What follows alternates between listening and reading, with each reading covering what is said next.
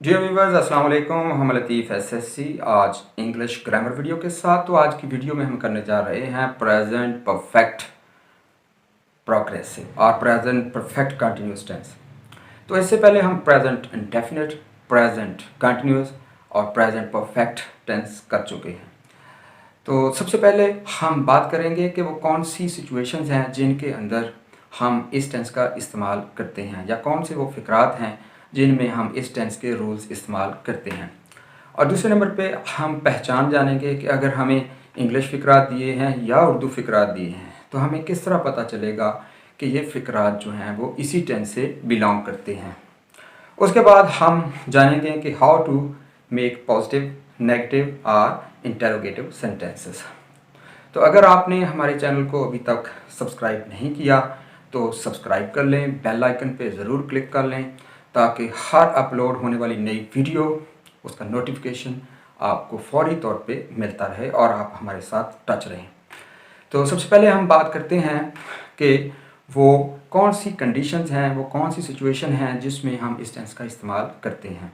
तो इसके लिए दो वर्ड्स अपने जहन में रखें। पहले नंबर पे एक्शन है और दूसरे नंबर पे है एक्टिविटी।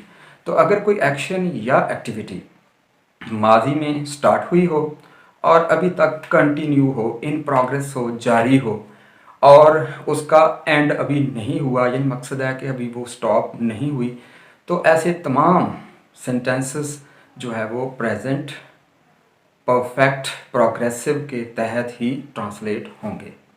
तो मैं आपको एक मिसाल देता हूँ कि सुबह से बारिश हो रही है।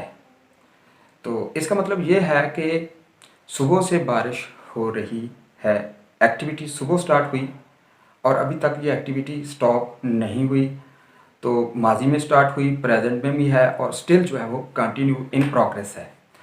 तो अब हम जो है वो नेक्स्ट बात करते हैं कि हमें कैसे पता चलेगा कि ये सेंटेंसेस जो हमें दिए गए हैं, चाहे वो उर्दू के हैं चाहे वो इंग्लिश के हैं, कि वो प्रेजेंट परफेक्ट कंटिन्यूस या प्रेजेंट परफेक्ट प्रोग्रेसिव के साथ ताल्लुक रखते हैं। तो सबसे पहले हम पहचान कर लेते हैं अगर हमें उर्दू फ़िक्रात दिए गए हों। तो इसमें हम बात करते हैं, जिस तरह मैंने अभी एक फ़िक्रा बोला था कि सुबह से बर्फ़बारी हो रही है। तो इसमें बात पे गौर करें कि एंड पे आया है रही है और इसमें एक चीज़ आई है, ज़माना आया है सुबह से। तो सुबह जो है वो इसमें स्टार्टिंग पॉइंट है। तो इसके फ़िक्रात के अंदर या तो स्टार्टिंग पॉइंट दिया होता है या कोई एक ड्यूरेशन दिया हुआ होता है। तो और स्टार्टिंग पॉइंट कैसे, जिस तरह सुबह से। तो उससे पहले एक फ़िक्रा मैंने बोला था कि 2 घंटे से बारिश हो रही है। तो इसमें 2 घंटे जो है एक ड्यूरेशन है। तो सुबह से एक स्टार्टिंग पॉइंट है, यानी इस फ़िक्रात के अंदर जो है वो स्टार्टिंग पॉइंट होता है या फिर एक मखसूस ड्यूरेशन होता है।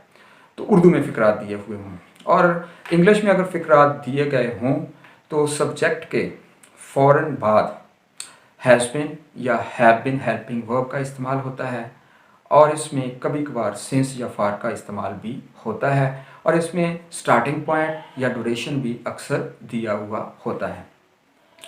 तो बाज़ दफ़ा उर्दू फ़िक्रात में ऐसा होता है कि स्टार्टिंग पॉइंट या ड्यूरेशन नहीं दिया होता, लेकिन फ़िक्रे की कुछ ऐसी सेंस होती है जिससे हमें अंदाज़ा हो जाता है कि ये सेंटेंस जो है वो इस टेंस के साथ बिलोंग करता है। मसलन वो मेरे साथ खेलता रहा है, तो हम मिलकर खेलते रहे हैं। वो जहाँ आया आती रही है, वो जहाँ आती रही है। तो इसका मतलब ये हुआ कि अगर किसी फ़िक्रे के अंदर कोई स्टार्टिंग या ड्यूरेशन दी गई है, स्टार्टिंग पॉइंट दिया गया, ड्यूरेशन, तो फिर फ़िक्रे के एंड पे रहा है, रही है, रहे हैं आता है। मसलन सुबह से बारिश हो रही है, इसमें सुबह से स्टार्टिंग पॉइंट है और रही है एंड पे आ गया है। तो या फिर वो 3 घंटे से बारिश हो रही है, इसमें 3 घंटे जो है वो एक ड्यूरेशन है और रही है एंड पे आ गया है। तो अगर मैं कहूँ कि वो मेरे साथ खेलता रहा है, फिर एंड पे आया है ता रहा है, तो इसका मतलब ये हुआ कि अगर उर्दू फ़िक्रा के एंड पे ता रहा है, ती रही है, ते रहे हैं, ता रहा हूँ वगैरह आ जाए तो फिर भी ये सेंटेंसेस जो हैं वो इसी टेंस के साथ बिलोंग करते हैं, रिलेट करते हैं। तो ज़रूरी बातें थीं। अब हम नेक्स्ट बात करते हैं हाउ टू मेक पॉजिटिव और अफर्मेटिव सेंटेंसेस। तो पॉजिटिव सेंटेंसेस बनाने के लिए सबसे पहले हम जो है वो सब्जेक्ट का इस्तेमाल करेंगे, फिर उसके बाद हैज़ बीन या हैव बीन, इसमें हेल्पिंग वर्ब या ऑक्सिलरी वर्ब इस्तेमाल होंगे। तो उसके बाद फिर वर्ब की फर्स्ट फॉर्म इस्तेमाल होगी और बाद दफ़ा प्लस ING जिसको इंग फॉर्म, और इसके साथ इंग फॉर्म लगेगी V1 प्लस इंग फॉर्म। इसको बाद दफ़ा हम फोर्थ फॉर्म ऑफ वर्ब भी कह देते हैं।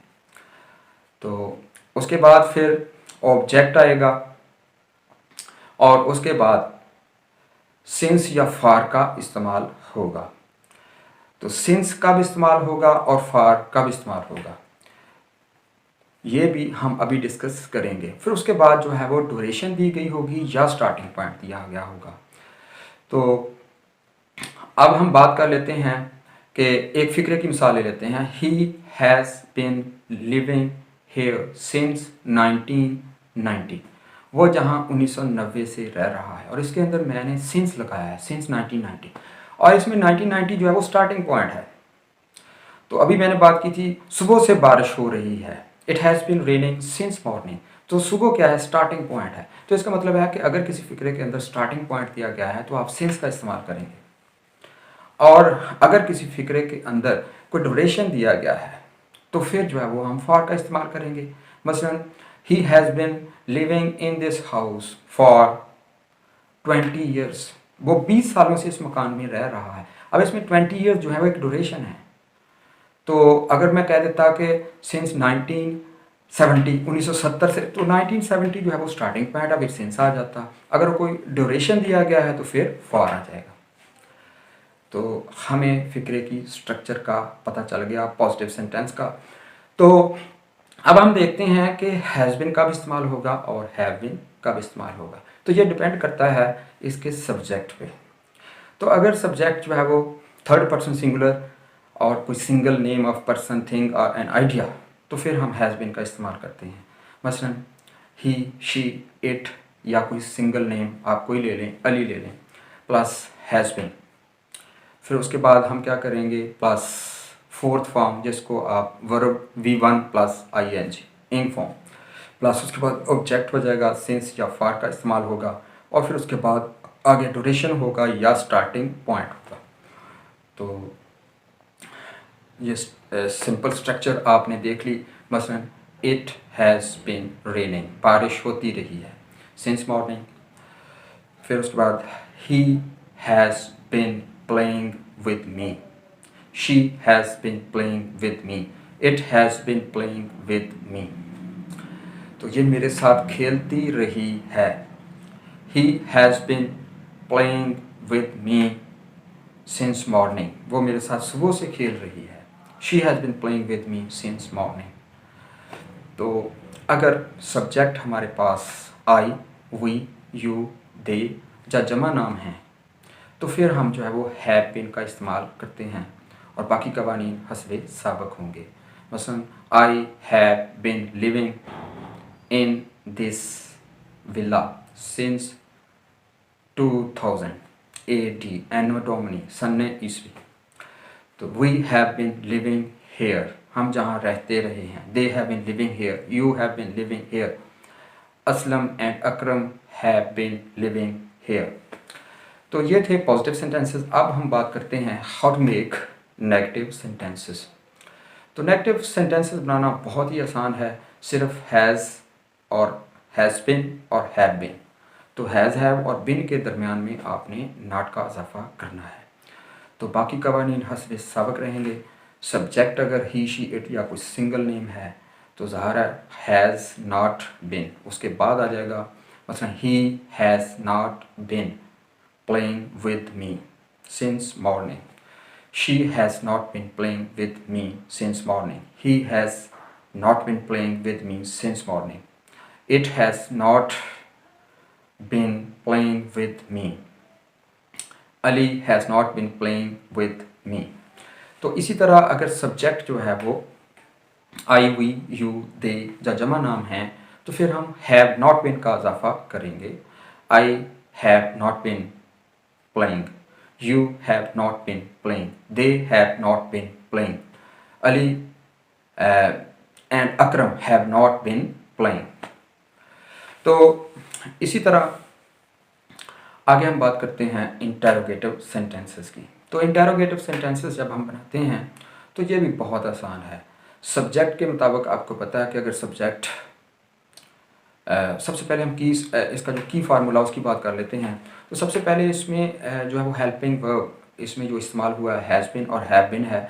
तो हैज़ या हैव को सिर्फ हैज़ या हैव को, बिन को नहीं, उठा के हम सब्जेक्ट से पहले ले आते हैं और फिर उसके बाद क्या करते हैं, सबसे पहले हैज़ या हैव हेल्पिंग वर्ब या एक्सिलरी वर्ब लग जाएंगे, फिर उसके बाद क्या सब्जेक्ट लगेगा, फिर उसके बाद बीन लगेगा, फिर उसके बाद जो है वो फोर्थ फॉर्म ऑफ वर्ब लगेगी प्लस ऑब्जेक्ट लगेगा सिंस फॉर, और उसके बाद उसकी नेक्स्ट ड्यूरेशन आ जाएगा या फिर स्टार्टिंग पॉइंट आ जाएगा और साइन ऑफ इंटरोगेशन एंड पे लाजमी लगा लेंगे। तो इसकी जो की स्ट्रक्चर इस तरह की होगी कि अगर सब्जेक्ट जो है वो ही शी इट या कुछ सिंगल नेम है तो शुरू में जो है वो हैज़ का इजाफा करेंगे और उसके बाद फिर क्या करेंगे, नॉट लगाएंगे, फिर बिन लगाएंगे और फिर उसके बाद जो है वो ऑब्जेक्ट लगाएंगे, सिंस या फॉर का इस्तेमाल होगा और उसके बाद ड्यूरेशन या स्टार्टिंग पॉइंट और साइन ऑफ इंटरोगेशन। तो has it been raining since morning question mark. तो इसी तरह शी से पहले हम जब has she been playing with me question mark, फिर उसके बाद आ जाएगा has he been playing with me question mark, फिर उसके बाद अली जो है वो उससे पहले हम क्या लगाएंगे has Ali been playing with me question mark. तो इस तरह जो है वो अगर हमारे पास subject I we you they है तो इससे पहले हम हैव लगा देंगे और सब्जेक्ट के बाद फॉलोड बाय सब्जेक्ट जो है वो बीन का इजाफा करेंगे प्लस फोर्थ फॉर्म यानी B one plus I N G और प्लस उसके बाद ऑब्जेक्ट होगा सिंस या फॉर के बाद हम जो है वो ड्यूरेशन या स्टार्टिंग पॉइंट लगा देंगे और क्वेश्चन मार्क लगाएंगे। तो जिस तरह हम अभी बात करेंगे कि have I been playing cricket for 2 hours, तो उसके बाद क्वेश्चन मार्क। तो इसी तरह ये दूसरे सेंटेंसेस भी हो जाएंगे।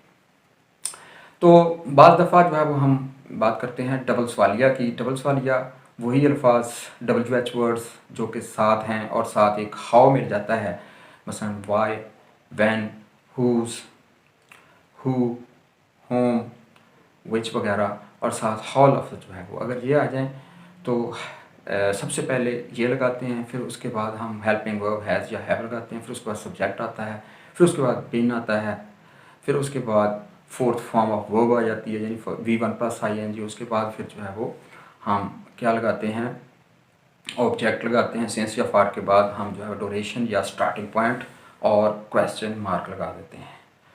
तो why have you been playing here for 3 hours question mark.